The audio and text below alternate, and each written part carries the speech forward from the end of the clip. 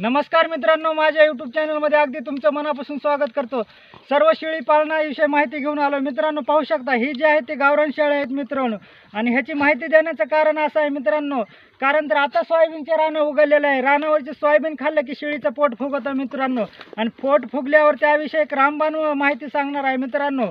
कारण तर काही पण खाल्लं की शेळीचं पोट फुगतं मित्रांनो। कारण तर असा जर शेतीमध्ये अचानक जर प्रसंग आला मित्रांनो आणि एक असा साधा उपाय केला तर मित्रांनो दवाखान्यात जायची गरज नाही मित्रांनो।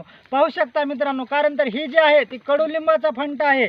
आणि ही जी आहे ती कडुलिंबाचा फंट्याचा एक तोडून घेतलेला आहे 1 फूट अंतराचा। तर मित्रांनो असं एक लाकूड तोडून घ्यायचं आणि शेळीच्या तोंडामध्ये असं घालायचं मित्रांनो।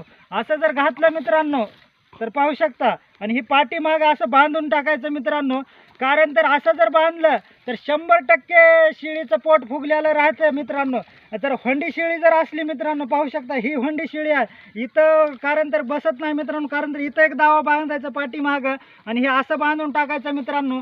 एक तास जर असं बांधून टाकलं मित्रांनो, 1 किंवा अर्धा तास, तर 100% आपल्या शेळीचं पोट उतरतं मित्रांनो। सर्व शेळी पालकापर्यंत ही व्हिडिओ शेअर करावा माझी नम्र विनंती। जय हिंद, जय महाराष्ट्र।